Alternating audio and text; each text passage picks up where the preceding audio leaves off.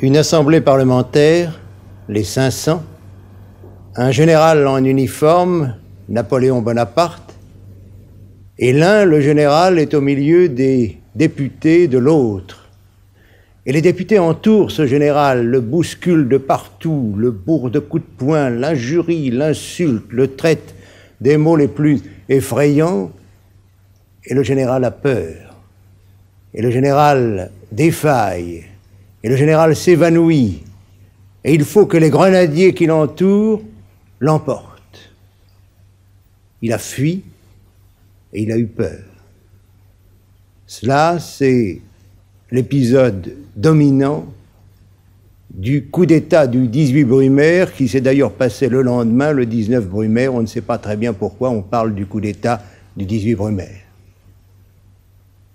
Et il faut se demander pourquoi nous allons parler ce soir du 18 Brumaire, du 19 Brumaire. Eh bien parce qu'il s'agit d'une crise qui a eu pour la France des conséquences énormes, immenses. Et puis parce que c'est un drame, une tragédie où toutes les unités sont respectées, l'unité d'action, de temps, de lieu.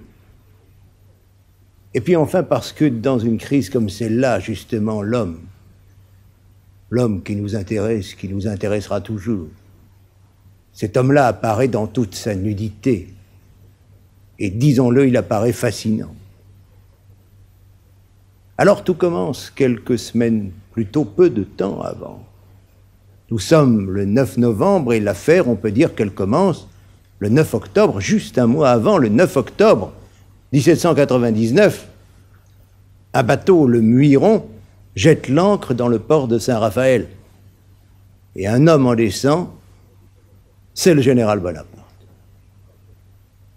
Bonaparte, c'est l'ambition. Il a commencé à la ressentir après ses premières victoires d'Italie, il l'a confié d'ailleurs.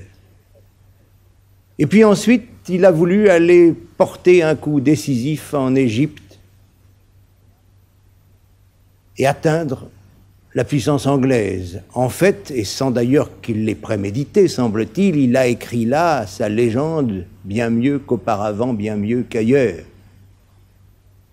Et il est devenu, lorsque les bulletins de victoire sont arrivés d'Orient et ont été égrenés dans la presse française, eh bien, il est devenu le héros, par excellence, le héros national. Et cela, il en a eu la prescience. Et quand les nouvelles du directoire sont arrivées, quand elles se sont révélées fâcheuses, désespérantes, eh bien, d'un seul coup, il a décidé de partir. Partir, et oui, partir pour prendre le pouvoir. Il y a préméditation là, certaine. Il y a les confidences de Bonaparte en Égypte à Menou. Bonaparte lui a dit, je vais rentrer, je vais chasser les avocats, je vais prendre le gouvernement de la France. Alors il est parti, il a abandonné son armée, oui, c'est vrai, le fait est là. Le voyage a duré 47 jours. Et maintenant, il est à Fréjus, à Saint-Raphaël, à Fréjus. Alors, bien sûr, il y a la quarantaine, c'est-à-dire que, théoriquement, des gens qui arrivent d'un voyage lointain, surtout d'Orient, doivent rester en observation 40 jours pour savoir s'ils n'apportent pas la peste. Alors, bien sûr, il n'y a pas de quarantaine pour Bonaparte. Et le voilà déjà qui prend la route d'Aix-en-Provence, et puis celle de Marseille à Paris, le voilà à Avignon, et à Avignon, c'est sous les fenêtres de son hôtel, une foule immense, des acclamations sans fin et la voiture qui repart. Et alors, il se passe un phénomène extraordinaire. C'est que de part et d'autre de la grande route, eh bien, les paysans qui sont dans les champs ou bien les vignerons qui sont dans les vignes abandonnent leur travail pour venir acclamer Bonaparte. À Lyon, il semble que toute la ville l'acclame. on tire des feux d'artifice, on illumine, la ville est pavoisée de drapeaux, les gens dansent dans les rues et même on joue une pièce de circonstance le soir au théâtre pour lui. Les acteurs ne savent même pas leur rôle, ils n'ont pas eu le temps de l'apprendre, ils le bafouillent, mais enfin le fait est là. La France l'acclame. Et pourquoi? Eh bien, parce que les Français sont fatigués. Les Français sont las. Ils ne veulent plus de ce qu'ils ont. Ils veulent autre chose. Vous savez, l'image que nous avons du directoire, elle est un petit peu folklorique. Pour nous, le directoire, c'est ce ballet, ce sont ces fêtes somptueuses qu'ordonnent autour du beau Barras les merveilleuses qu'elle s'appelle Madame Tallien, Madame Hamelin, ou même Joséphine de Beauharnais. Et oui, nous imaginons toujours autour de Barras cette fête qui s'ordonne.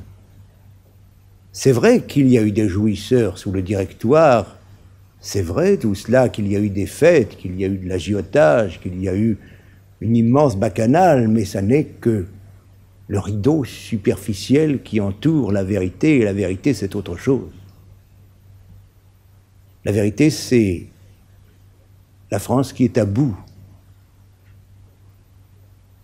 Bien sûr, il n'y a plus de sang qui coule comme autrefois, mais quoique on pourrait dire bien des choses de la guillotine sèche des îles Seychelles et de Cayenne, mais on en est plus loin que la peur du sang, on en est au désespoir. Ce pays, qu'est-ce que c'est?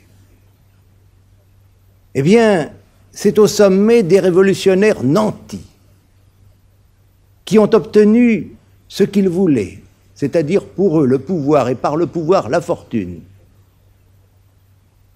Autour du directeur Barras, je cite toujours son nom, mais il incarne cette société. Eh bien, c'est la corruption généralisée.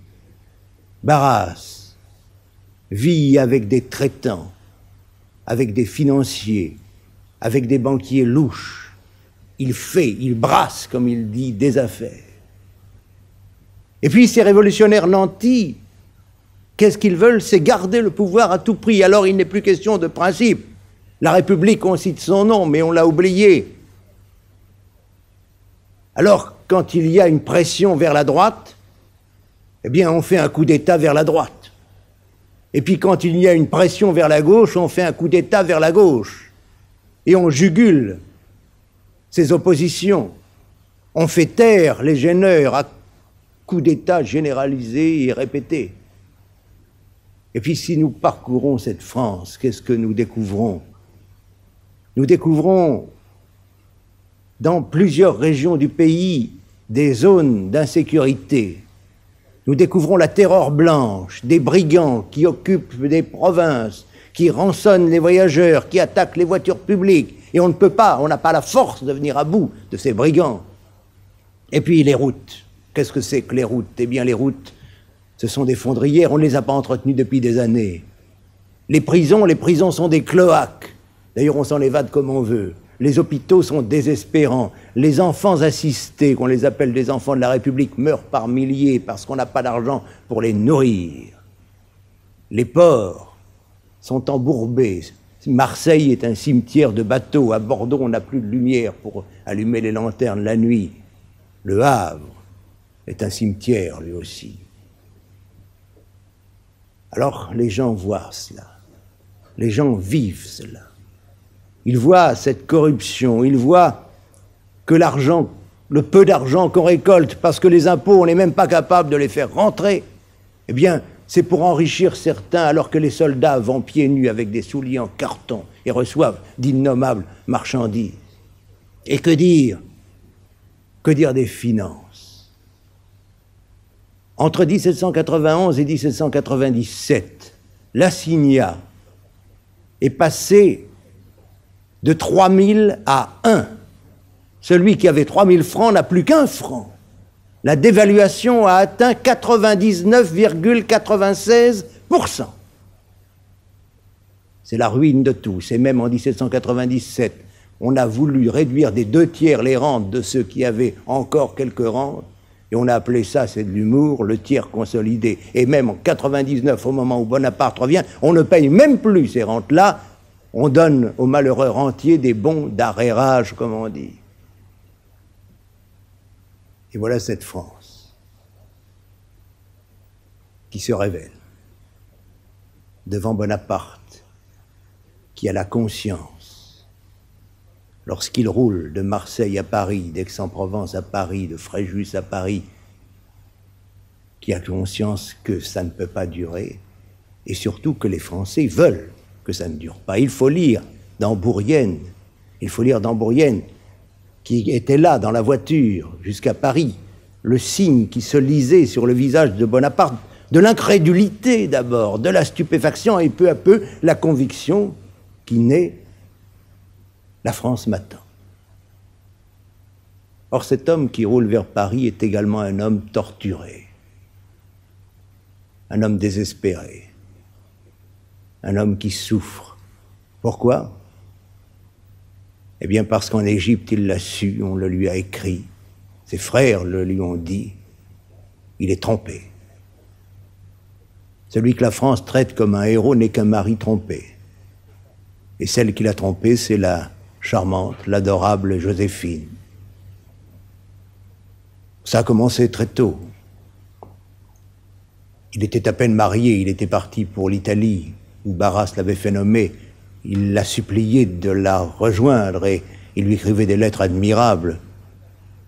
Et elle restait à Paris parce qu'il y avait quelqu'un d'autre. Il s'appelait Hippolyte Charles. C'était un petit capitaine. Il n'était pas grand, il mesurait 1,50 m, mais enfin, il lui plaisait.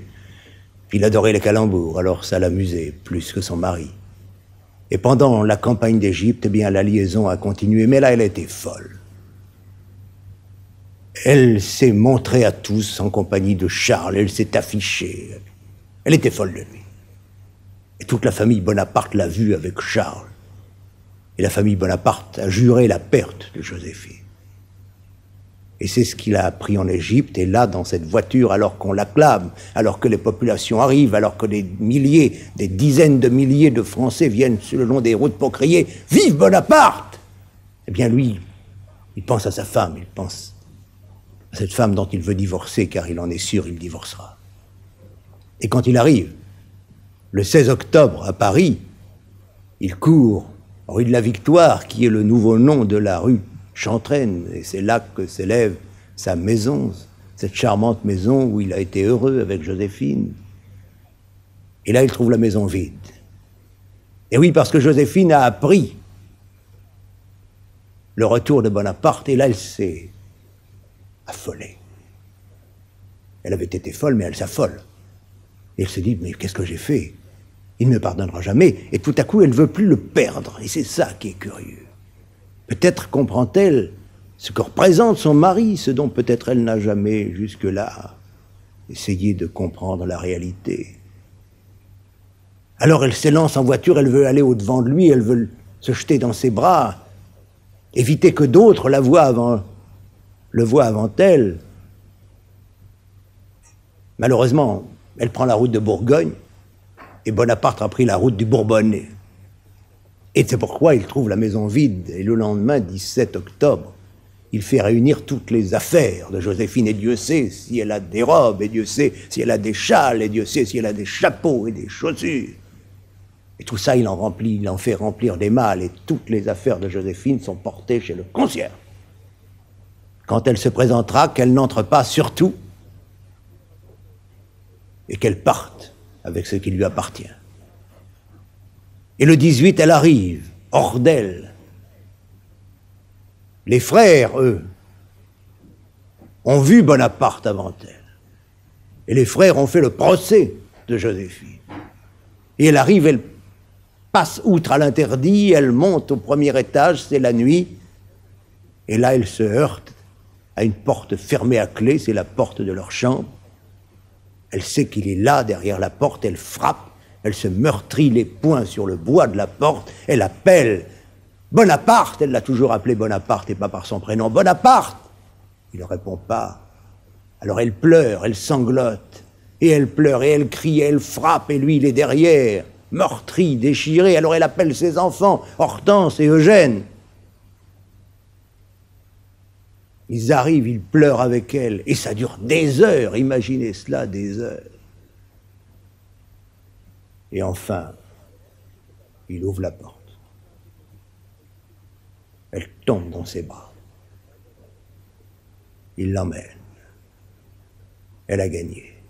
Le lendemain matin, quand les frères arriveront, bien, ils trouveront Bonaparte au lit avec Joséphine. Ça évite des explications. Il n'oubliera jamais, mais il pardonnera. Et en tout cas, maintenant, il a l'esprit libre. L'esprit libre pour ce qu'il est venu faire à Paris. 5 directeurs à la tête du directoire. Goyer, le président, Barras, Moulin, Roger Ducos et Sieyès. On ne peut pas dire qu'ils gouvernent la France. Disons seulement qu'ils administrent le désordre. Et pourtant, ces gens-là ne sont pas aveugles devant la réalité, ils savent très bien que ça ne peut pas durer. Et notamment, l'un d'entre eux, Sieyès, est particulièrement lucide. Et depuis un long moment, il pense à mettre fin à ce directoire rejeté par les Français. Alors, pourquoi? Eh bien, parce que il est attaché à la République. Et c'est justement pour préserver la République qu'il veut mettre fin au directoire et donner à la France une nouvelle constitution, une constitution qu'il porte en lui-même depuis fort longtemps. Et puis aussi, il a eu vent des tractations, encore des tractations louches qu'a eu Barras avec le prétendant Louis XVIII, et il ne veut pas de la monarchie, Sieyès. Alors il cherche. Il sait très bien qu'il ne peut pas faire un coup d'État tout seul. Il lui faut une épée. Il dit il faut une tête et une épée. La tête, il l'a, c'est la sienne. Mais l'épée, où la prendra-t-il? C'est un curieux personnage, ce Sieyès. Au début de la Révolution, c'était l'abbé Sieyès. Il a jeté la soutane aux orties et surtout il a publié cette brochure célèbre. Vous savez qu'est-ce que le tiers-état?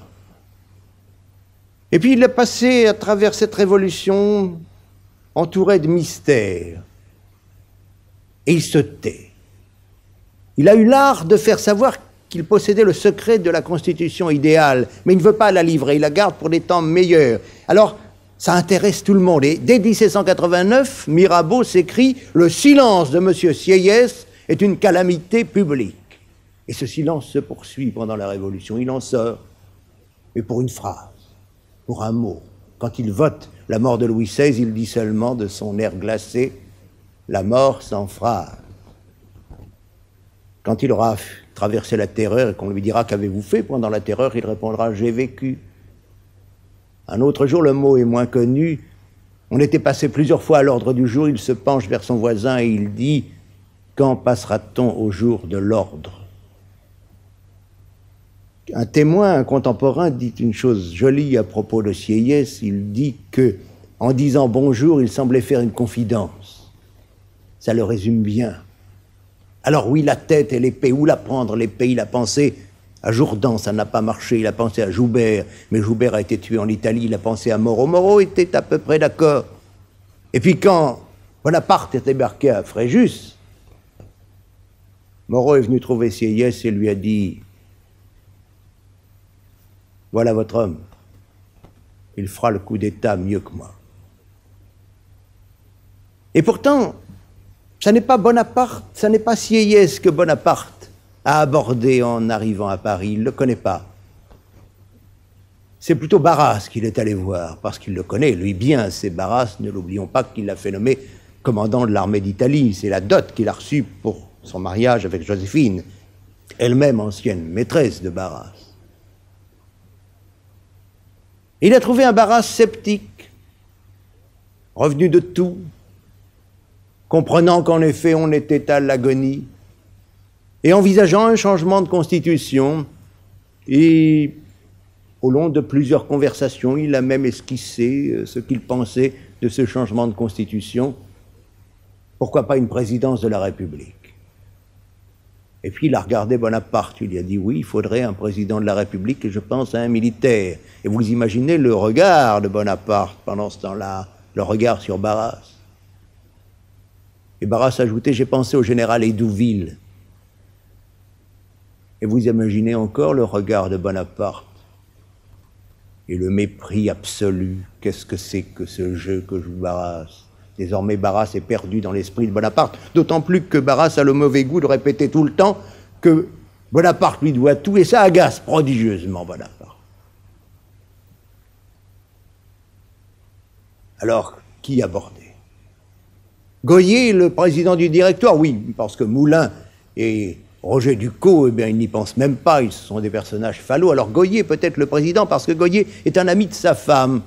C'est un homme plus très jeune, c'est un homme qui a surtout eu beaucoup d'aventures galantes dans sa vie, dont il a tenu une comptabilité absolument extraordinaire. Et il a été amoureux de Joséphine, oh, amoureux transi, mais enfin, c'est ça, c'est comme ça. Alors, pourquoi pas aller voir Goyer? Alors il va voir Goyer, et lui laisse entendre qu'il entrerait volontiers dans le directoire. Mais oh, oui, lui dit Goyer, j'en serais ravi, mais enfin, général, pensez-y, la Constitution est formelle. Il faut avoir 40 ans pour être directeur. Vous avez 30 ans. Oui, parce qu'il a 30 ans. Et Bonaparte, qui réagit immédiatement, vous vous attachez à la lettre de la Constitution, président? Oui, général. Président, il y a des lettres qui tuent. Et décidément, voilà, Goyer rayé des papiers de Bonaparte. Et oui, il faudra tout de même qu'il rencontre Sieyès, et pourtant aucun des deux hommes ne veut faire le premier pas, c'est Lucien Bonaparte, le frère, qui va les réunir enfin chez lui, rue Verte. Les voilà, face à face, Sieyès, Bonaparte. Et quand ils se voient, ils s'embrassent, ils se donnent l'accolade, c'est le style du temps. Et Bonaparte va au fait. Le moment est venu. Où en sont les mesures que vous avez prises? Alors Sieyès veut commencer à exposer sa constitution. Ah, c'est quelque chose de magnifique, sa constitution, c'est une chose en pyramide. Alors tout à fait au sommet, il y a le grand électeur. Le grand électeur, bien entendu, dans son esprit, c'est lui. Alors il loge au palais de Versailles, il touche 6 millions par an. Et il nomme tout le monde, c'est lui qui nomme. Il nomme un consul de la paix, un consul de la guerre. Alors peut-être bien que pour le consulat de la guerre, on prendra Bonaparte, ça Sieyès le veut bien. Mais enfin, il n'a pas le temps de commencer à raconter sa constitution. Il s'est tu si longtemps que maintenant il a envie de parler, mais on lui empêche de parler. C'est Bonaparte qui lui coupe la parole. Je sais cela, citoyen Sieyès, je sais ça par mon frère. Mais ne croyez pas que vous puissiez imposer une constitution aux Français. Et Bonaparte développe à son tour son projet. Il faut transférer le Conseil des Anciens et le Conseil des 500, c'est-à-dire les deux assemblées législatives, les transférer à Saint-Cloud, obtenir d'eux qu'ils nomment un gouvernement provisoire, des consuls, puisque Sieyès tient au mot consul, et une commission législative qui préparera la Constitution, et c'est cela qu'on proposera aux Français qui se prononceront. Sieyès s'est déconcerté, ça n'est pas du tout ce qu'il avait prévu. Voilà que ce petit général, ce jeune homme, ce freluquet, lui dicte sa conduite, mais il perd donc l'initiative. Oui, dit Bonaparte, d'ailleurs, si vous n'êtes pas d'accord, moi je ne marche pas. Et Bonaparte s'en va. Et voilà, Sieyès resté tout mélancolique avec Lucien Bonaparte qui dit « Il manœuvre comme sur le champ de bataille, mais je ne puis pas me passer de lui. » Les premiers pas sont faits.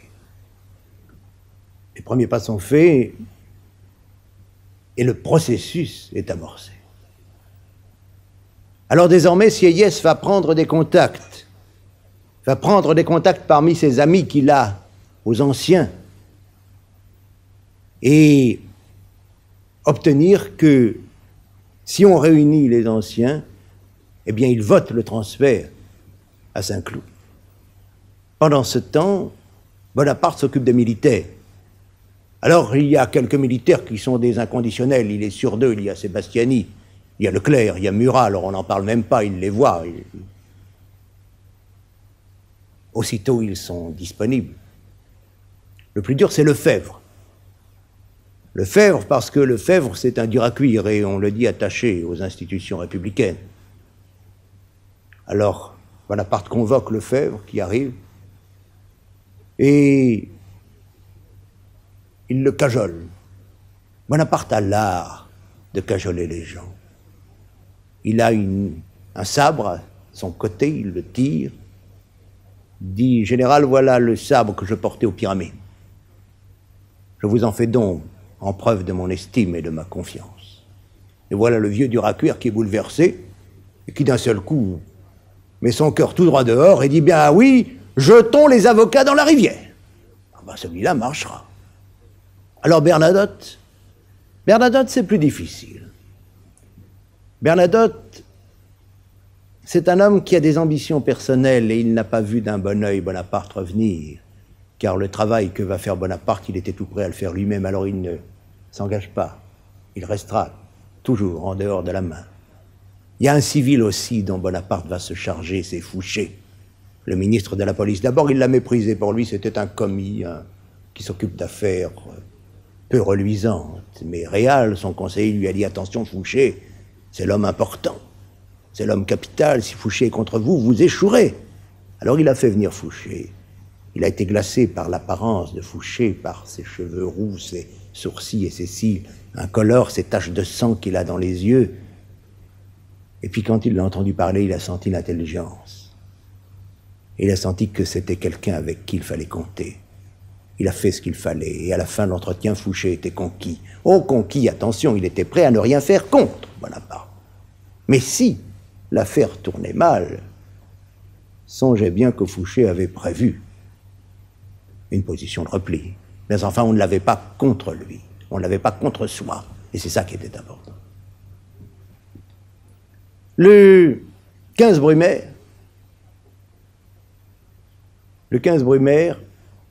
grand banquet à l'église Saint-Sulpice qui est transformé en temple de la République ou quelque chose comme ça. 750 invités en l'honneur de Bonaparte et de Moreau. Alors on s'ennuie beaucoup, il fait très froid d'abord. Alors le froid rend l'atmosphère glaciale, on mange rapidement par la peine, et puis très vite Bonaparte se lève de table, rejoint Sieyès, et il aborde « Alors où en êtes-vous » ? « Tout est prêt, général. Nous ferons l'affaire le 17. » Le 17, rien ne se passe. Contretemps. Mais le 18, c'est le jour où tout doit démarrer. Alors Bonaparte a joué avec une finesse assez étonnante. Parce que, pour éviter que Gohier n'intervienne, dans le sein du directoire, parmi les 5 directeurs, on dispose de Sieyès et de Roger Ducos, c'est dit. Barras, on ne sait pas, mais on verra. Moulin, on ne sait pas. Mais Gohier, attention, c'est le président du directoire. Alors, Bonaparte a accepté une invitation à dîner pour le 18, comme ça, Gohier ne se méfiera pas. Et même, il a invité Gohier et sa femme à prendre le petit déjeuner avec lui et Joséphine pour le 18 Brumaire, à 8h du matin. Pour Barras, il lui a fait dire qu'il viendrait le voir secrètement dans la nuit du 17 au 18. Et bien entendu, il n'y va pas. C'est Bourrienne qui y va. Bourrienne, le secrétaire. Et Bourrienne qui arrive au Luxembourg chez Barras et qui lui dit « Le général Bonaparte a de la migraine, il viendra demain. » Et Barras, tout triste, qui dit « Non, il ne viendra pas. Tout est fini. » Et pourtant, il me doit tout. Bourrienne revient, rue de la Victoire, dans la nuit, fait son rapport à Bonaparte, qui s'amuse. Et Bonaparte dit « À demain, Bourrienne, à 7h. » Et le lendemain, 18 Brumaire, à 7h du matin, justement, le Conseil des Anciens se réunit dans l'ancienne salle de la Convention aux Tuileries. Pourquoi Conseil des Anciens ? Eh bien parce qu'il y a 2 chambres, comme nous avons 2 chambres. Alors, si vous voulez, le Sénat, notre Sénat, c'est le Conseil des Anciens, et notre Assemblée nationale, eh bien, c'est le Conseil des 500. Je dis 500 parce que une tradition s'est établie de dire 500, mais pourquoi dire 500 ? Disons 500, c'est plus simple.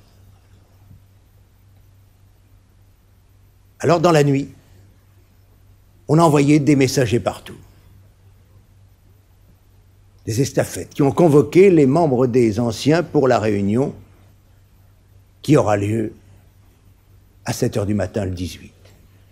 Je dis convoquer les députés, attention, pas tous les députés, pas tous les anciens, parce que ceux dont on pense qu'ils pourraient être opposants, eh bien ceux-là, on a oublié de les convoquer. Les estafettes, comme par hasard, ont perdu les convocations. Enfin, il y a là une forte masse d'anciens, le 18 Brumaire, à 7 h du matin, et on ne sait pas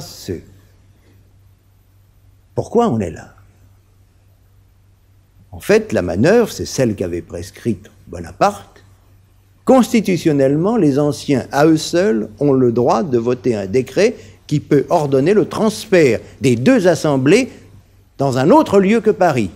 Et c'est ce qu'on va demander aux anciens pour se prononcer pour que les anciens et les 500 soient transférés à Saint-Cloud. Et ces députés sont là, ils ne savent pas pourquoi ils sont là, pourquoi si tôt, 7 h du matin, pourquoi si hâtivement. Et aussitôt, un ancien, Cornet, monte à la tribune. Pensez bien que tout ça a été manigancé avec sieyès. Et Cornet dénonce un complot. Terrible complot. Les brigands sont là, ils entourent les assemblées parlementaires, le directoire, le régime est en danger. Il faut parer à ces périls qui assaillent de toutes parts la République. C'est épouvantable, on a déjà parlé beaucoup de brigands, vous savez, depuis les débuts de la Révolution, mais là, ça dépasse tout. Le tableau que fait Cornet est épouvantable. Puis il descend de la tribune. Et alors un second, Régnier, tout ça a été manigancé, monte à la tribune et dit, écoutez, je viens d'apprendre avec terreur ce que vient de dire mon collègue. Alors il faut prendre des mesures immédiates pour se couper des brigands qui sont dans Paris, nous savons ce que c'est, des faubourgs qui vont se lever. Eh bien, pour se couper des brigands, quittons Paris, et je propose le transfert pour demain des deux assemblées à Saint-Cloud. Alors tout le monde est là, silencieux, étonné, stupéfait. Il y a 2 ou 3 membres qui disent « Mais enfin, on pourrait peut-être nous dire ce que c'est que ce complot. On nous dit qu'il y a un complot, on ne nous donne pas de nom, on ne nous dit rien. Ah, taisez-vous, disent les autres. Nous sommes en danger. » Et comme un seul homme, les anciens votent le transfert à Saint-Cloud. Voilà l'opération qui a réussi. Et aussitôt, la réunion a duré 1 heure à peu près. Un huissier est dépêché à Bonaparte, rue de la Victoire, pour lui porter la nouvelle, car les anciens ont en même temps décrété, c'est ce qui était prévu par les conjurés, pas le faux complot, le vrai, ce qui était prévu, c'était de nommer Bonaparte commandant de la force armée pour protéger les 2 conseils législatifs des brigands, justement, parce qu'il brigands il y avait. Et ça y est, Bonaparte est nommé, et on va lui annoncer, l'huissier, il monte à cheval et court rue de la Victoire. Et là, à sa stupeur, il trouve la rue de la Victoire noire de monde, il y a là des militaires, presque seulement des militaires. Et puis dans la petite impasse qui joint la rue de la Victoire à la maison de la rue Chantraine, il y a également beaucoup de monde. Il y a des gens à cheval, il y a des gens à pied, des officiers, des généraux, tout ça est en uniforme. Et alors le jardin grouille de monde, la maison, on ne pourrait plus faire entrer personne. Et tout ça, c'est depuis l'aube. Ce sont les gens qui sont venus parce qu'ils savent, et parce que Bonaparte a fait appel à eux, et que Bonaparte a besoin d'eux, et ils sont là. Ils ont répondu présent. Et voilà, il est 8 h du matin, voilà Madame Goyer qui arrive. Elle est toute seule parce que son mari s'est quand même un petit peu méfié au dernier moment. Alors il n'est pas venu déjeuner, il a envoyé sa femme. Alors on entoure sa femme, Bonaparte, Joséphine lui font 1000 grâces. Pourquoi votre mari n'est-il pas là? Ben parce qu'il n'a pas pu venir. Oh, mais écrivez-lui de venir. Et bien sûr, si Goyer venait là, il serait pratiquement prisonnier. Mais si, envoyez-lui un mot, dites-lui de venir, ce sera bien mieux. Et Madame Goyer, qui a tout compris, écrit un petit mot à son mari dans lequel elle lui dit « Surtout ne viens pas ». Et on cachette le petit mot, et c'est un messager du général Bonaparte qui va porter à Goyer ce billet par lequel Goyer est prévenu surtout de ne pas arriver rue de la Victoire. L'huissier est devant Bonaparte, il salue car il est un peu un précurseur, le sauveur de la patrie, et immédiatement Bonaparte monte à cheval, suivi par un énorme état-major d'officiers, de généraux, et tout ce monde s'en va vers les Tuileries, où la force armée, entre-temps, a été réunie, et Bonaparte va déjà installer la force armée dans le jardin des Tuileries, devant l'Assemblée des Anciens. Il entre, il est 10 h maintenant, il entre chez les anciens, et là, il prête serment à la Constitution. Disons que c'est assez drôle, étant donné que cette Constitution, il va très exactement l'étrangler dans les heures qui vont suivre. Alors il prête serment, et puis il prononce un discours. Alors ce sont quelques paroles à l'emporte-pièce, il dit qu'il est à la disposition de la République, que son sabre est le garant de la paix publique, qu'on peut compter sur lui, et le ton est assez insolite dans cette enceinte, parce qu'on n'a pas l'habitude d'entendre ce ton tranchant, ces paroles rapides. Et quand il s'en va, eh bien certains se regardent en disant « mais qu'est-ce qu'on a fait ?» Mais en tout cas, on l'a fait, c'est trop tard. Alors maintenant, il faut, pour que le décret de transfert des deux conseils soit valable, que le président du directoire le scelle et le promulgue. Alors on va envoyer à Goyer des messagers en lui demandant de venir. Goyer qui est évidemment dans une situation très difficile, parce que le matin, en se réveillant, il a entendu du bruit, ou plutôt c'est le bruit qui l'a réveillé, il s'est regardé par la fenêtre, il a vu son armée, parce que le directoire avait une garde, la garde du directoire qui s'en allait. Qu'est-ce qu'elle allait faire? Elle allait se mettre à la disposition de Bonaparte. Alors il n'y avait plus de garde. Il a appelé ses collègues, il a appris que Sieyès et Roger Ducos étaient déjà partis pour les Tuileries, que Barras était dans son bain et refusait obstinément d'en sortir. Barras qui se disait « oh là là, ne nous mouillons pas, on va bien voir ce qui va se passer ». Alors il ne restait que le pauvre Moulin qui est venu, et ils ont délibéré tous les deux. À ce moment-là, on est venu les trouver en leur disant « venez ». Et pourquoi pas, ils sont partis pour les Tuileries. Arrivés aux Tuileries, au premier étage, ils trouvent Bonaparte, délibérant avec tous les ministres. Ils sont tous là, les ministres, ils sont ralliés à Bonaparte. Alors on dit à Goyer, écoutez, Sieyès et Roger Ducos ont démissionné, Barras va démissionner encore, démissionner aussi. Goyer a accepté de promulguer et de sceller là le décret des anciens, comme ça le transfert à Saint-Cloud c'est une affaire réglée, mais il ne veut pas démissionner. Et disons qu'on peut s'amuser de Goyer, certains historiens se sont amusés de lui, mais moi, il me touche. Parce qu'au milieu de cet abandon général, de ces gens qui ne pensent qu'à eux, de ces gens qui sont mus uniquement par l'ambition, Goyer qui est accroché à la Constitution, qui dit « mais non, j'ai pas le droit, j'ai prêté serment, je peux pas faire ça ». C'est quand même touchant. Alors Moulin calque très exactement son comportement sur celui de Goyer. Alors au bout d'un moment, on ne sait plus quoi en faire, on décide de les renvoyer au Luxembourg avec une bonne escorte, et là on va les enfermer dans leurs appartements sous la garde de Moreau. Eh bien oui, le général Moreau, qui devient gardien de prison pendant quelques heures. Et voilà comment la journée a passé, comment elle s'est achevée. Disons qu'elle a parfaitement réussi, mais que tout le monde sait parfaitement aussi que les difficultés, c'est demain qu'elles commenceront. Alors, voyez-vous, il y a une légende. Il y a une légende qui veut que le 18 Brumaire ait été un coup d'État techniquement réussi. Vous savez, c'est Malaparte qui a parlé de technique de coup d'État. Oui, alors on dit techniquement, c'est très bien ça. Mais non, c'est pas très bien. Le coup d'État du 19 Brumaire est quelque chose de très mal préparé. Et quelque chose qui a failli échouer par la faute de ceux qui l'ont préparé, tout simplement. Et c'est ce que vous allez voir, c'est ce que nous allons voir ensemble en étudiant maintenant la journée du 19 Brumaire. Le 19, la pluie qui est tombée toute la nuit cesse au matin, mais il reste beaucoup d'humidité et puis il fait froid.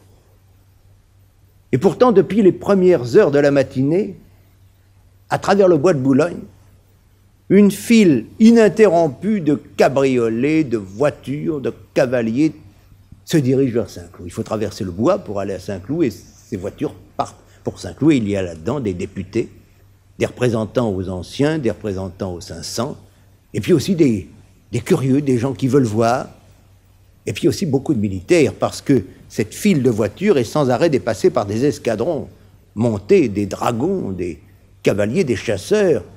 Et ces députés se disent, mais pourquoi tant de troupes? Et oui, il y a beaucoup de troupes qui marchent vers Saint-Cloud. Et maintenant, voilà que ces voitures débouchent après avoir pris le pont, emprunté le pont de Saint-Cloud, tourné à gauche, les voilà dans le château. Alors le château, ne le cherchez pas, il n'existe plus, le château de Saint-Cloud. Il avait été construit par Monsieur, frère du roi Louis XIV, par Philippe d'Orléans, et il a été brûlé en 1870 par les Prussiens, de sorte qu'il n'y a plus de traces, mais dites-vous bien que quand vous prenez le tunnel de l'autoroute, eh bien c'est exactement au-dessus, à votre gauche. C'était là qu'était le château de Saint-Cloud, très belle construction, avec à l'intérieur, il avait été démeublé, mais à l'intérieur subsistaient toutes ces décorations d'or dont le XVIIe siècle avait parsemé ses demeures.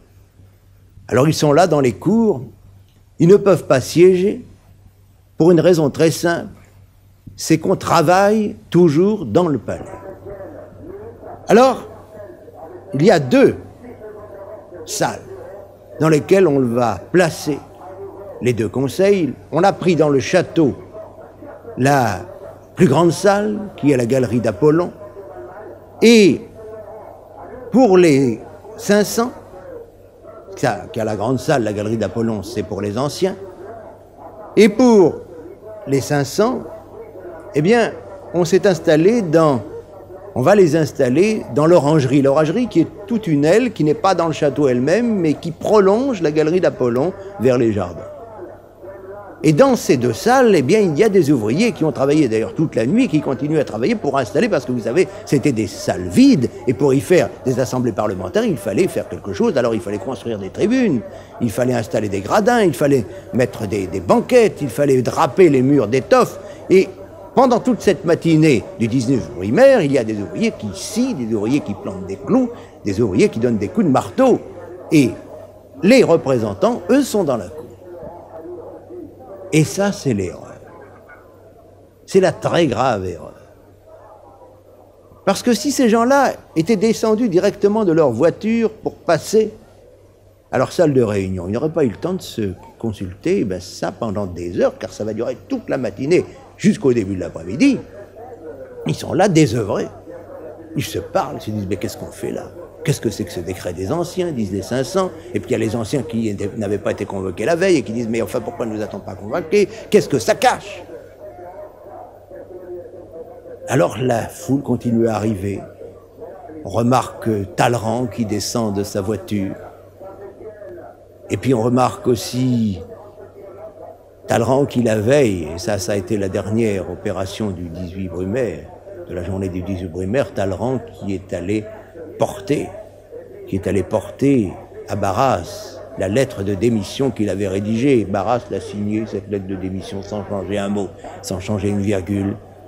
Il faut dire que d'après des traditions qui semblent avoir vraiment des fondements sérieux, Talleyrand n'apportait pas que la lettre de démission, mais beaucoup d'argent. Il ne faut pas oublier qu'autour de ce coup d'État, il y a les hommes d'argent.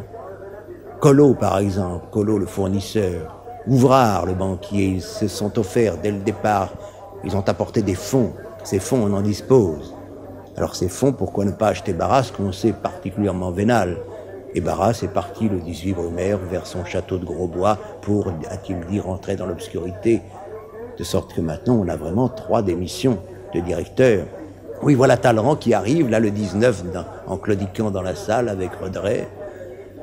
Et puis voilà Sieyès et Roger Ducos qui descendent d'un cabriolet avec Lagarde, le secrétaire du directoire. Et puis voilà Benjamin Constant qui aborde les uns et les autres et qui critique déjà la proclamation de Bonaparte. Et puis voilà tout à coup un grand bruit, une voiture entourée de dragons et de chasseurs qui entre dans la cour, un homme en descend précipitamment, c'est Bonaparte. Bonaparte qui va monter tout de suite dans les appartements du premier étage. Et pendant ce temps, les députés, les anciens, les 500 parlent toujours et se disent « mais qu'est-ce qu'on va faire ?» Il y a aux 500 une forte, j'allais dire majorité, non, minorité de jacobins. Qu'appelle-t-on jacobins à cette époque-là? Bien sûr, il n'y a plus de club des jacobins, mais on les appelle jacobins parce que c'est la gauche. Ils représentent la tendance de gauche et d'extrême gauche de l'Assemblée. Autrefois, ils auraient été des jacobins.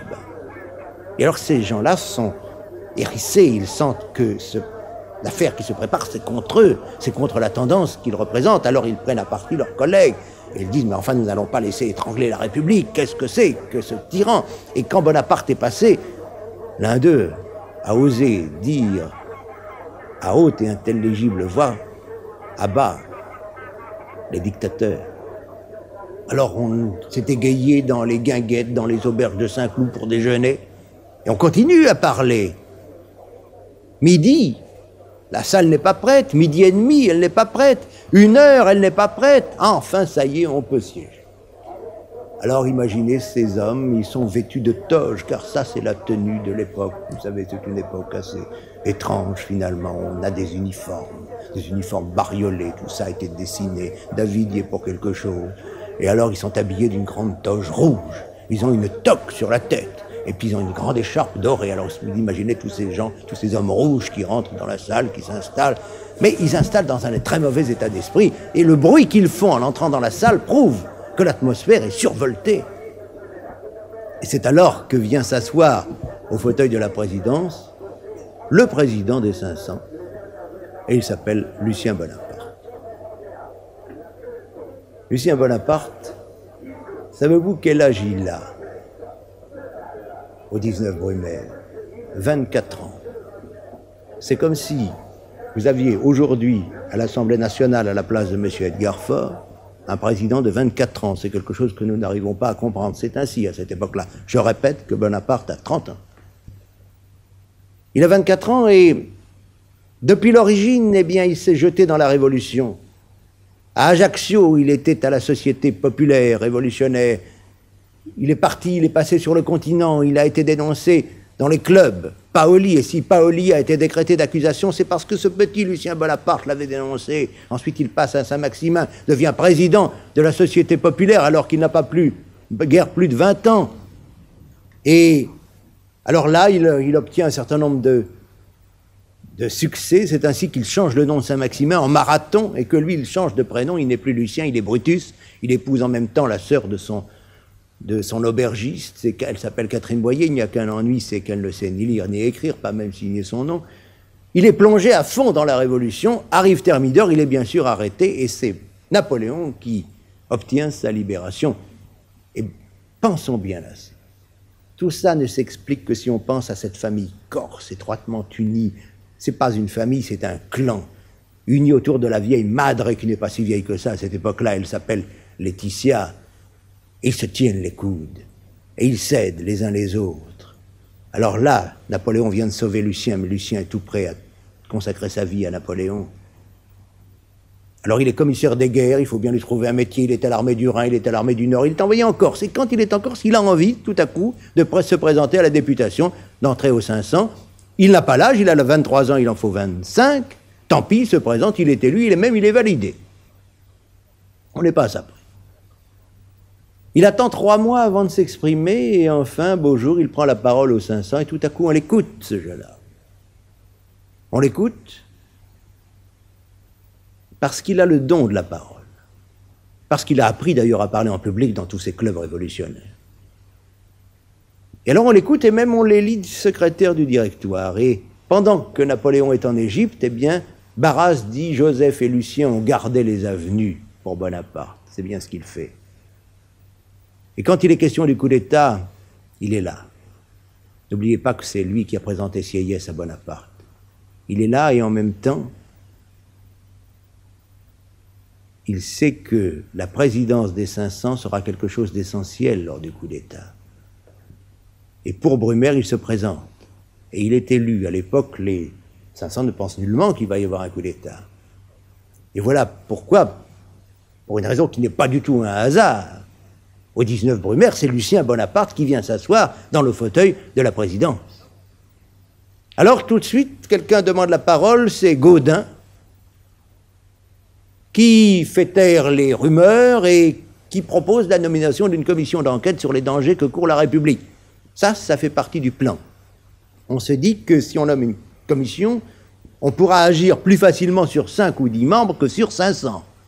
Et alors on obtiendra de cette commission la proposition d'une sorte d'abdication des 500 qui remettront aux anciens le droit de nommer un nouveau gouvernement. Mais voilà, vous savez, ces députés ont traversé toute la Révolution. Pour la plupart, ils ne sont pas de la dernière pluie, ils savent exactement ce qu'il en est. Et ils comprennent qu'on veut les leurrer avec cette commission. Ils refusent, on vocifère, on crie « Non, pas de commission !» Le tumulte est énorme, tout le monde est debout, on crie, Et Lucien essaye de se faire entendre. Il n'y parvient pas. Il y parvient mal. On ne crie pas de dictateur. Il a beau vouloir dire que son frère n'est pas un dictateur, on ne crie pas de dictateur. Et il y a là le colosse d'Estrême qui est là, qui est un géant et qui dit « Regardez, j'ai encore ma tête sur les épaules !» Et voilà que cette assemblée est entièrement dominée par l'opinion jacobine. Le centre, ce qu'on appelait autrefois le Marais, se tait, n'ose même pas dire un mot. Et voilà que Delbrel, un autre membre des 500, se précipite à la tribune et dit « Je demande, puisque la Constitution est en danger, que chacun d'entre nous prête serment à la Constitution. » Et on l'acclame. Et Lucien est d'accord. Et c'est curieux, pourquoi est-il d'accord? Prêter serment à la Constitution alors qu'on est là pour en changer? C'est que c'est un tacticien, Lucien. Il sait parfaitement que pendant que chacun viendra à la tribune jurer, il se passera du temps. Et pendant ce temps-là, on agira sur les anciens, du moins il l'espère. Et voilà que la longue cohorte des membres des 500 vient à la tribune et je jure fidélité à la Constitution.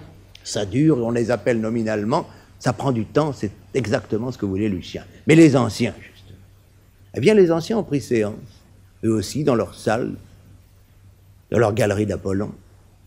Et là, ce sont des hommes beaucoup plus posés, les anciens. D'abord, ils sont plus âgés, de par la Constitution. Et puis ensuite, l'habitude est de délibérer dans le calme. Alors, il n'y a pas ce brouhaha, il n'y a pas ce tumulte, il n'y a pas ce tintamarre. Mais enfin, il y a un malaise. Et dès le départ, certains viennent parler et dire « Pourquoi ne m'a-t-on pas convoqué hier ?» Alors on explique, mais on explique mal. Et on attend que quelqu'un fasse des propositions. Eh bien, personne n'en fait. Et c'est là où se vérifie ce que je vous disais tout à l'heure, que ce coup d'État a été singulièrement mal préparé. Enfin, on n'a pas de scénario. On ne sait pas ce qu'on va demander aux anciens, il n'y a pas des rôles qui ont été distribués, non, rien du tout. Alors ils parlent entre eux, et le malaise augmente. Rien ne se dessine, rien ne s'esquisse même. Et ça dure une demi-heure, 1 heure, 1 heure et demie, 2 heures, 2 heures et demie, 3 heures bientôt. Et le malaise est de plus en plus grand. Et là-haut, au premier étage, Bonaparte attend. Je crois que nous pouvons imaginer l'attente de cet homme dont nous savons quelle vie, quelle intense est en lui. C'est l'impatience, Bonaparte.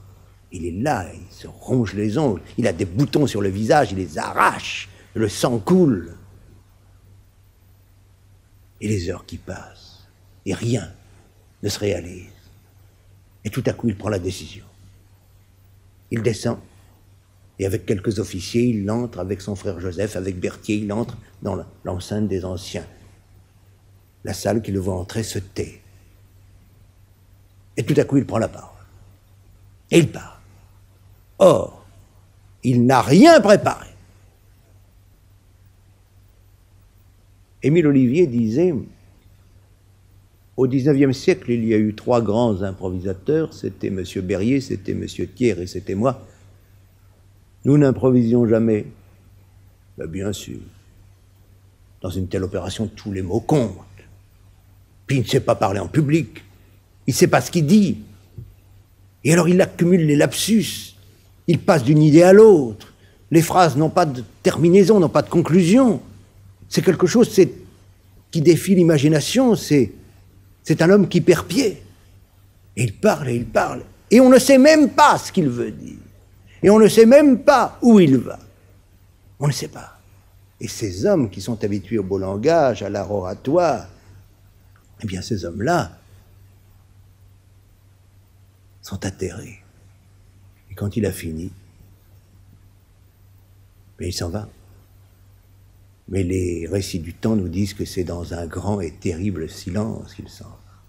Quand il sort des anciens, de la salle des anciens, il affecte un très grand calme. Nous savons bien que ce n'est pas vrai, qu'il n'est pas calme, qu'il y a quelque chose qui bouillonne en lui. Alors qu'est-ce qu'il va faire? Quelque chose de fou. Il quitte les anciens pour passer à l'orangerie chez les 500. Et enfin, il savait, il avait des rapports depuis 1 heure de l'après-midi qu'il y avait insurrection parmi les 500 alors qu'il avait été si inférieur devant les anciens qu'il accueillait courtoisement. Est-ce qu'il pensait qu'il allait pouvoir venir à bout des 500.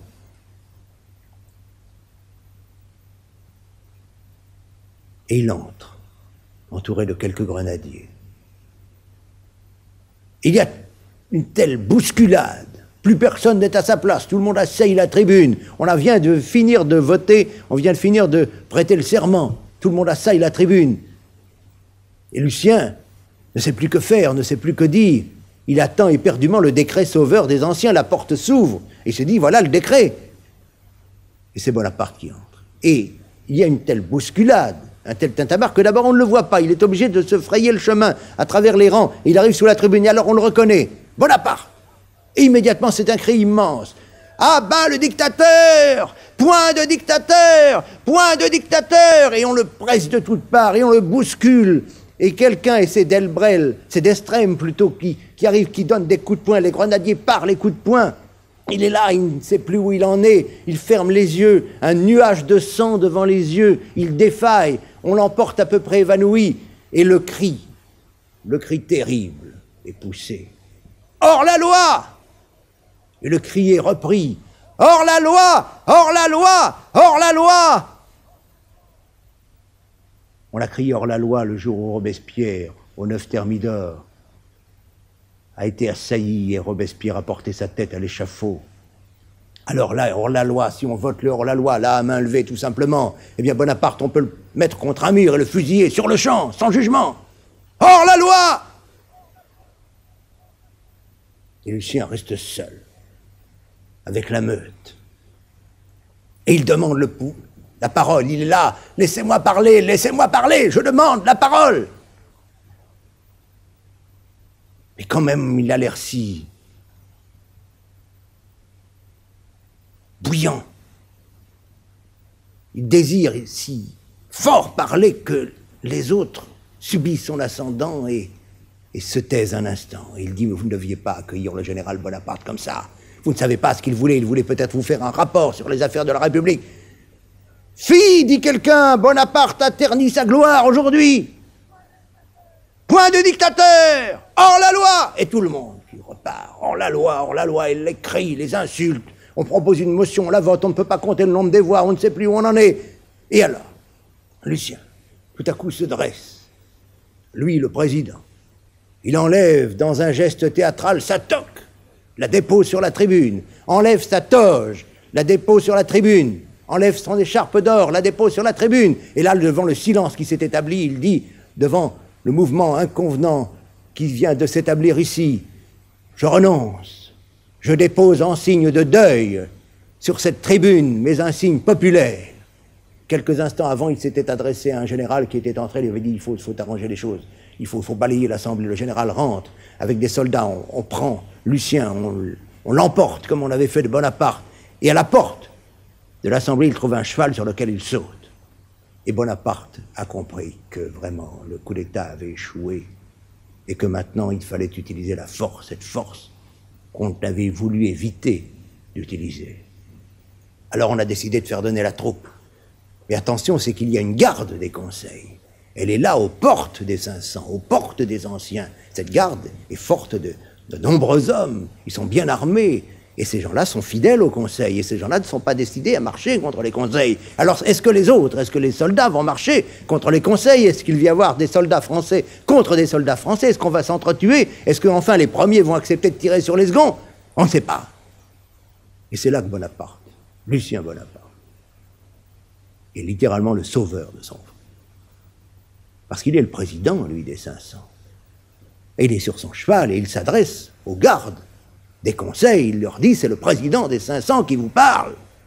Il y a actuellement une minorité d'assassins au sein des 500, des représentants astilés, qui sont en train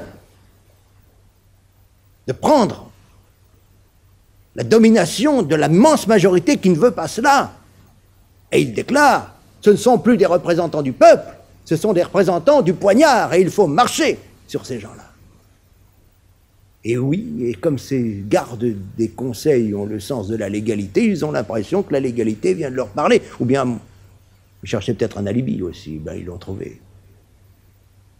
Et en même temps, Lucien Bonaparte prend son épée, la pose sur la poitrine de son frère Napoléon et jure de percer ce sein si jamais il y sentait battre le cœur d'un tyran, tout ça, ça fait très bien. Et maintenant, voilà que les gardes du Conseil sont littéralement électrisés comme les autres troupes. Et voilà que Murat et Leclerc les entraînent. Et voilà que les tambours battent. C'est la charge.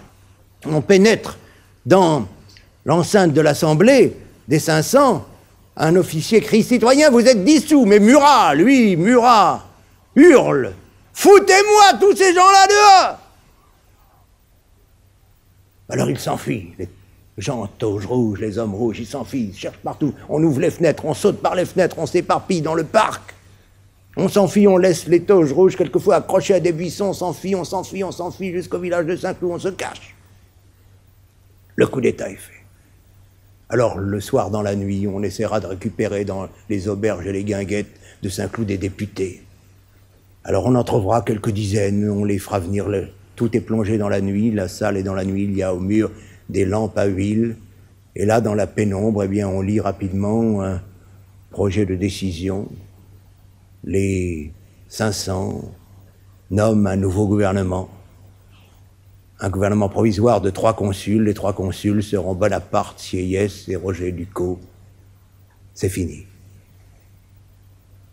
Et le soir, à 3 heures du matin seulement, Bonaparte montra dans sa voiture pour regagner Paris. Et il est épuisé, littéralement, il est avec Bourrienne. Et il ne dit pas un mot pendant tout le trajet, pas un mot. C'est seulement quand il est arrivé rue de la Victoire que rentrait chez lui. Bourrienne l'a accompagné toujours. Il se tourne vers Bourrienne et il lui dit « Alors, j'ai dit beaucoup de bêtises. »« Pas mal, mon général. Ce sont ces bougres d'avocats. Ils m'ont intimidé.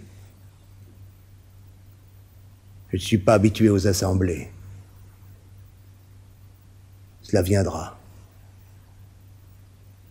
Et cela est venu, en effet.